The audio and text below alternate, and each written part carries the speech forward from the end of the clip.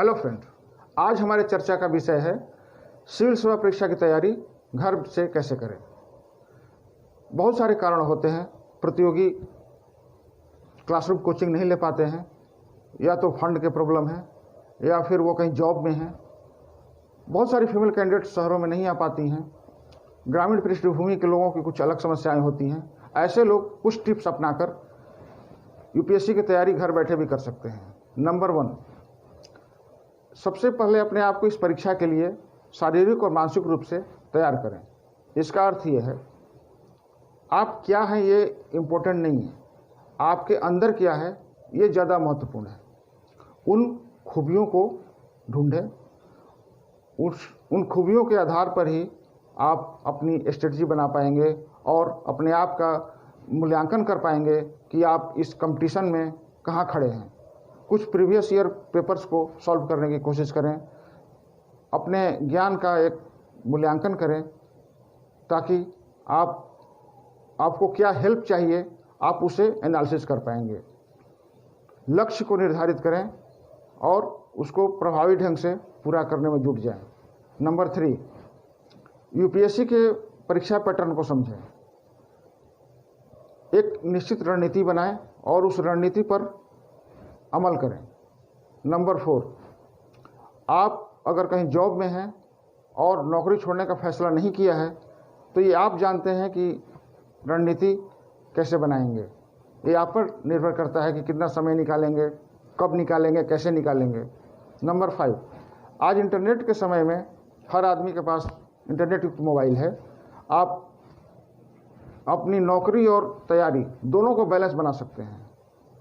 कोई ज़रूरत नहीं है कि आप क्लासरूम कोचिंग अटेंड करें अगर आपके पास किसी भी तरह की परेशानी है तो। अनेक डिजिटल संसाधन उपलब्ध हैं जिनकी सहायता से आप अपनी तैयारी को एक निश्चित दिशा दे सकते हैं। लोकसभा टीवी, राज्यसभा टीवी, अनेक यूट्यूब चैनल हैं जो आपको जीएस सेकंड पेपर और जीएस थर्ड पेपर में बहुत सहायता करेंगे। सरकारी मंत्रालयों की रिपोर्ट, सरकारी नीतियां या अन्य समाचारों के लिए आप pib.nic.in पर जा सकते हैं। वहां आपको काफ़ी काम की सामग्री मिलेगी। कोचिंग लेना या नहीं लेना आपकी व्यक्तिगत पसंद हो सकती है, लेकिन अगर आप कोचिंग लेने का मन बना चुके हैं और घर से बाहर नहीं जाना चाहते हैं, तो आप बड़े विशेषज्ञों की सहायता घर बैठे भी प्राप्त कर सकते हैं। वो सहायता प्राप्त कर सकते हैं जो क्लासरूम कोचिंग में विद्यार्थी प्राप्त कर सकता है। डे टू डे स्ट्रेटजी, दिन प्रतिदिन की रणनीति के लिए आपको एक समय सारणी बनाने की आवश्यकता है। एक ब्रेक के साथ 6 से 8 घंटे पढ़ने का समय पर्याप्त है। अगर आप सोचते हैं कि 15 घंटा पढ़ना, 18 घंटा पढ़ना जरूरी है, इसमें कोई सत्यता नहीं है। ये मनोवैज्ञानिक दबाव आपके तैयारी पर असर डालते हैं। मनोवैज्ञानिकों का भी कहना है कि एक निश्चित समय सीमा के बाद विद्यार्थी ज़्यादा लाभ नहीं उठा सकता है। इसलिए अगर आप नियमित रूप से 6 से 8 घंटा भी पढ़ रहे हैं तो पर्याप्त है, और आप एक ही प्रयास में, प्रथम प्रयास में ही आप इस परीक्षा को क्रैक कर सकते हैं। 6 से 8 घंटे पढ़ने का समय कैसा होना चाहिए? प्रतिदिन 1 घंटा अखबार पढ़ने का समय निकालें। प्रतिदिन 3 घंटे जीएस के विषयों पर ध्यान दें, जीएस के चारों पेपर पे। प्रतिदिन 2 घंटे अपने ऑप्शनल पेपर पर समय दें, और 2 घंटा रखें नोट्स को मॉडिफिकेशन के लिए। छोटे छोटे नोट्स बनाएं और इसके आधार पर अपने आप को इम्प्रूव। स्टार्ट कैसे करें?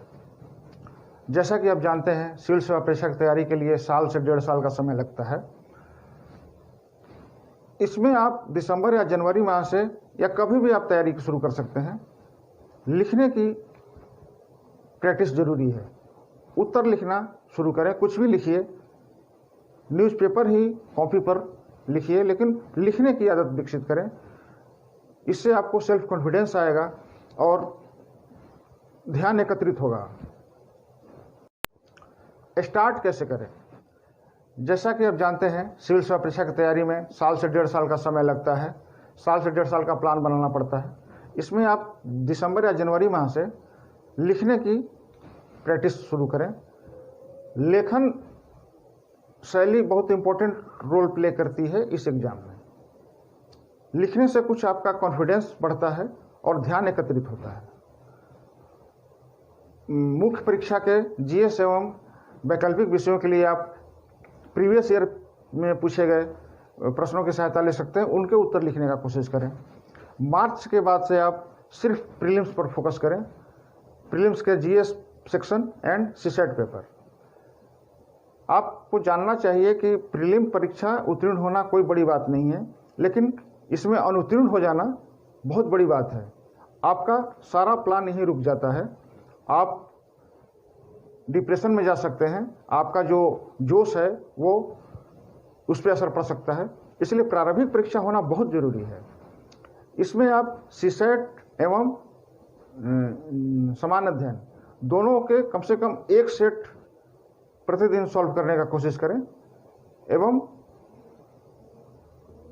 इसके निष्कर्ष पर जो आप जैसे आपके अंक आ रहे हैं उनके आधार पर अपना मूल्यांकन करें एवं उसमें सुधार करें। आफ्टर प्रीलिम्स आप ऑप्शनल पेपर्स के लिए एवं सामान्य अध्ययन के लिए एक मॉक टेस्ट श्रृंखला में शामिल हों। उत्तर लेखन शैली में शामिल हों। जून में प्रीलिम्स के बाद आप एक अच्छे मॉक टेस्ट श्रृंखला में शामिल हों एवं उसके आधार पर अपने कमजोर क्षेत्र और मजबूत क्षेत्र का मूल्यांकन करें एवं उसमें आवश्यक सुधार करें। जुलाई से आप जो नोट्स हैं उनको इम्प्रूव करना शुरू कर दें। पिछले जो आपने जनवरी से जो छोटे छोटे नोट्स बनाए थे उनको आप अपने नोट्स में इंक्लूड करना शुरू कर दें। यहाँ पर आपको 10 से 12 घंटे पढ़ने का समय निकालना चाहिए, क्योंकि मात्र 2 या 3 महीने का ही समय है जो आपके जीवन बदल सकते हैं। इसमें आपको पूरी ताकत, पूरी एनर्जी लगा देनी है।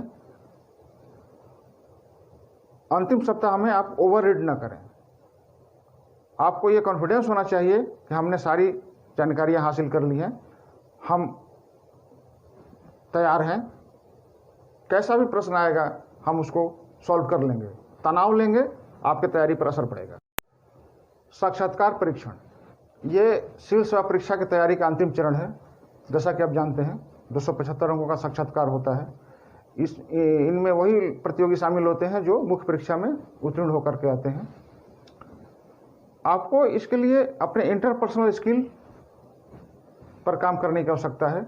ये एक दिन में नहीं आते। आपको जब से आपने अपनी तैयारी शुरू किया है तभी से आपको इस पर काम करना शुरू कर देना चाहिए। आप अपने सीनियर से सार्थक बहस कीजिए और वहाँ देखिए कि आप अपनी बातों को इफेक्टिवली रख पाते हैं या नहीं। अगर उनमें सुधार की गुंजाइश है, अपने सीनियर से, अपने गुरुजन से टिप्स लीजिए एवं इंटरव्यू बोर्ड के सामने अच्छा प्रदर्शन कीजिए। वो बोर्ड ये देखना चाहता है कि आप इस सेवा के योग्य हैं अथवा नहीं। आपका बॉडी टेक्सचर कैसा है, आपका माइंड सेट क्या कहता है, आपकी किसी मुद्दों पर राय कैसी है, गवर्नमेंट के जो प्लान एंड पॉलिसीज हैं उनके बारे में आप क्या सोचते हैं। इन पर ब्रीफ नॉलेज होना आपको बहुत ज़रूरी है। आप किसी मुद्दे को स्पष्टता के साथ रखें, घबराएं नहीं। बोर्ड आपके साथ है। आपको पॉजिटिव यहाँ पॉजिटिव दिखना बहुत जरूरी है। साक्षात्कार परीक्षण, ये सिविल सेवा परीक्षा का अंतिम चरण है। जैसा कि आप जानते हैं 275 अंकों का साक्षात्कार होता है और इसमें वही लोग शामिल होते हैं जो मुख्य परीक्षा में उत्तीर्ण होकर के आते हैं। इसमें आपके इंटरपर्सनल स्किल की जांच की जाती है। आपको अपने विचारों को इफेक्टिवली रखने का गुण आना चाहिए और ये गुण एक दिन में नहीं आते हैं। आप जब से तैयारी शुरू कर दिए हैं, परीक्षा की तैयारी शुरू किया आपने, उस समय से इस पर भी काम करना